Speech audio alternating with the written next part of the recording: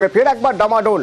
সেই গত বছর জুলাই আগস্টে সারা পৃথিবীর নজর ছিল বাংলাদেশে, আবার নতুন করে ফোকাস বাংলাদেশ। তার কারণ মোহাম্মদ ইউনূস।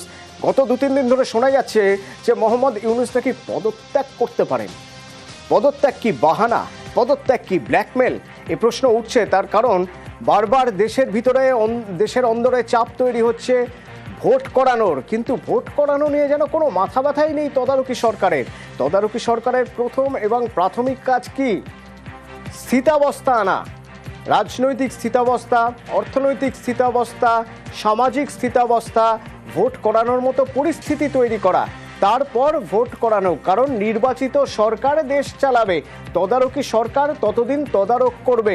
কিন্তু সেই নির্বাচিত সরকার আসতে গেলে তো ভোট প্রয়োজন, কিন্তু ভোট করানোর দিকে যেন কোনো রকম মাথা ব্যথাই নেই মোহাম্মদ ইউনূসের। অন্তত এরকমই অভিযোগ উঠছে মোহাম্মদ ইউনূসের বিরুদ্ধে।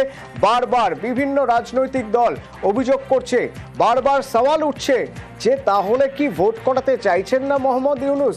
এরপর যখন দেখা গেল সেনা প্রধান ওয়াকার তিনিও সেনাদের সঙ্গে বৈঠক করলেন, কোথাও একটা ভয় ইউনূস সরকারের। আর সেখান থেকেই মোহাম্মদ ইউনূসের ভয়ের জায়গা থেকে তৈরি হলো নতুন প্ল্যান, ব্ল্যাকমেল। তাহলে পদত্যাগ করে দিচ্ছি। যে ব্ল্যাকমেলিং অবশ্য খুব একটা সহজভাবে নিচ্ছে না রাজনৈতিক দলগুলি, বিএনপি বা অন্যান্য রাজনৈতিক দল। তারা বলছেন যে থাকুন, মোহাম্মদ ইউনূসই থাকুন, কিন্তু ভোট তাকে করাতে হবে। আজ অত্যন্ত গুরুত্বপূর্ণ একটা বৈঠক আছে সন্ধ্যাবেলায় রাজনৈতিক দলগুলোর সঙ্গে। সেই বৈঠকের দিকে নজর থাকবে। সেখানে কি তিনি আবার তার পদত্যাগের ইচ্ছা প্রকাশ করবেন, যেরকম ইঙ্গিত তিনি আগে দিয়েছেন সরে যাওয়ার কথা? এবং তা যদি করে থাকেন, রাজনৈতিক দলগুলো সেভাবে কিভাবে দেখবে? রাজনৈতিক দলগুলো ভোট করানোর জন্য চাপ দেবে, কতটা চাপ দেবে? যদি বেশি চাপ দিলে তিনি বলেন তিনি ইস্তফা দিচ্ছেন, তাহলে তো একটা রাজনৈতিক অস্থিরতা তৈরি হবে, প্রশাসনিক অস্থিরতা তৈরি হবে। সেদিকগুলো রাজনৈতিক দলগুলো নিশ্চয়ই মাথায় রাখবে। আর এরই মাঝে মোহাম্মদ ইউনূসকে তীব্র আক্রমণ করলেন প্রাক্তন প্রধানমন্ত্রী শেখ হাসিনা। তিনি বলছেন যে এই যে মোহাম্মদ ইউনূস 8 মাসে কিছুই দিতে পারেনি বাংলাদেশকে, বরং জঙ্গিদের তোষণ করেছে, অভিযোগ করছেন শেখ হাসিনা। বলছেন বিচারের নামে হত্যালীলা চালিয়েছেন মোহাম্মদ ইউনূস, সুদখোর খুনি। মিষ্টি কথার আড়ালে ইউনূস আসলে শয়তান, অডিও বার্তায় তো হাসিনার। আমাকে স্বৈরাচার বলা হয়, আমি নাকি গণহত্যা করছি, আমি নাকি মানব অধিকার লঙ্ঘন করছি, কিন্তু ইউনূস কি করছে? জুলাই 15 তারিখ থেকে যে হারে গণহারে পুলিশ হত্যা করা হয়েছে, আওয়ামী লীগের নেতাকর্মী হত্যা করা হয়েছে, সাংবাদিক হত্যা করেছে, পেশাজীবী হত্যা করেছে, তার কোনো বিচার হবে না। ইন্ডেমনিটি দেওয়া হয়েছে। কেন দেওয়া হবে ইন্ডেমনিটি? খুন করে ইউনূসের বাহিনী। এগুলি তো তার মেটিকুলাস ডিজাইনের অংশ। বাংলাদেশ আওয়ামী লীগের কোনো একটা নেতা কর্মীর ঘর বাড়ি নাই, ব্যবসা প্রতিষ্ঠান নাই, জালিপুরে ছাড়খাড় করে দিচ্ছে, নিঃস্ব করে দিচ্ছে আমাদের এক একটা নেতা কর্মীকে। অস্ত্র অর্থ ছড়িয়ে যারা এই ক্ষমতা দখল করলো, সেই ডক্টর ইউনূস এই 8টা মাসে মানুষকে কি দিতে পেরেছে? ডক্টর ইউনূস ক্ষমতায় আসলেন, সব জঙ্গি এবং সন্ত্রাসী যাদেরকে গ্রেপ্তার করেছিলাম, বাংলাদেশকে জঙ্গি মুক্ত করেছিলাম, সবাইকে ছেড়ে দিল। সারা জীবন গ্রামীণ ব্যাংকের সমস্ত টাকা মেরে খেয়েছে। যত ডোনার কান্ট্রি যত টাকা দিয়েছে, একটা টাকা গ্রামীণ ব্যাংকে যায় নাই। সেটা দিয়ে ইউনূস নতুন কোম্পানি খুলে ব্যবসা করেছে। যারা নির্যাতিত তাদের বিরুদ্ধেই মামলা, আর যারা নির্যাতনকারী তাদেরকে ইন্ডেমনিটি দেওয়া হয়েছে। আমি তো লাশের উপর লাশ ফেলে ক্ষমতা থাকতে চাইনি, অথচ ইউনূস তো লাশ ফেলেই লাশের উপরে পাড়া দিয়েই তো ক্ষমতা এসেছে।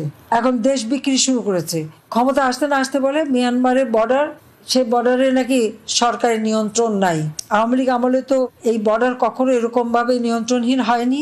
আমরা রক্ত দিয়ে এই দেশ স্বাধীন করেছি, এটা আমাদের মনে রাখতে হবে।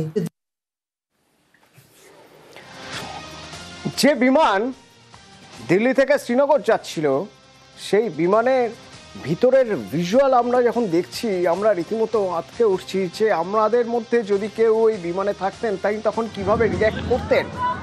এতটাই টার্বুলেন্স ছিল। এই যে টার্বুলেন্স, কিভাবে ভয়াবহ দুর্যোগের মুখে পড়েছিল, শিলাবৃষ্টি হচ্ছে তখন, তারই মাঝে এই বিমান ভয়াবহ দুর্যোগ, এই দুর্যোগে অস্বাভাবিক গতিতে হাইট ড্রপ হয়েছে। কিন্তু কেন হলো, কি তথ্য আদান প্রদান হয়েছিল এটিসির সঙ্গে, সেই সব জানার জন্য এবার বিমানের ককপিট ভয়েস রেকর্ডারের ডেটা সংগ্রহ করা হচ্ছে। এবং বায়ুসেনার সঙ্গে তথ্য সংগ্রহ করা হচ্ছে বায়ুসেনার থেকেও। এবং দিল্লি আর শ্রীনগর এই দুই বিমানবন্দর এটিএস তাদের সঙ্গে কথা বলে তদন্তকারীরা তারা তথ্য নিচ্ছেন যে সেদিন ঠিক কি হয়েছিল।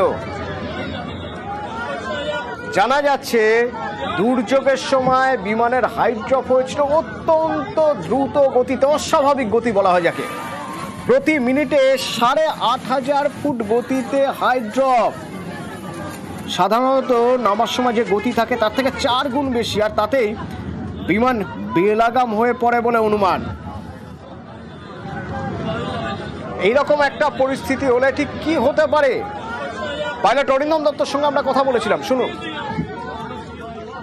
ইন জেনারেল ওয়েতে আমরা যখন ল্যান্ড করি তখন আমাদের 1,500 ফিট থেকে গ্রাউন্ড অব্দি আসতে আমরা 700 ফিট পার মিনিটে আমরা আসি, বা উপরেও যখন আসি 1,500-2,000 ফিট পার মিনিটে আমরা আস্তে আস্তে ল্যান্ড করি। কিন্তু 8,500 ইটস কল ড্রপ, এটা কখনো কিন্তু ডিসেন্ড হতে পারে না, ইটস অ্যাটেস্টেড ড্রপ।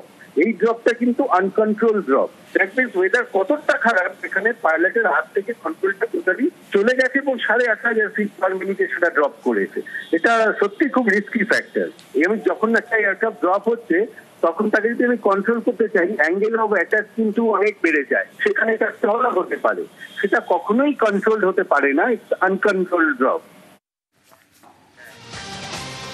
রাজ্যের কোনো জেলায় বঞ্চিত হবে না, অন্তত মনসুন থেকে তো হবেই না। বৃষ্টির পূর্বাভাস রয়েছে রাজ্য জুড়ে, রাজ্যের সব জেলাতেই বৃষ্টি হবে, দক্ষিণেও হবে, উত্তরেও হবে, পশ্চিমের জেলাগুলো যেখানে দহন জ্বালা বেশি সেখানেও বৃষ্টি হবে। বৃষ্টি শুরু হয়ে গিয়েছে, বৃষ্টি বাড়বে কবে, কোনো নিম্নচাপের কোনো সম্ভাবনা রয়েছে, হাওয়া অফিস কি বলছে সেই সব আপডেট থাকবে বিরতির পর, সঙ্গে থাকুন।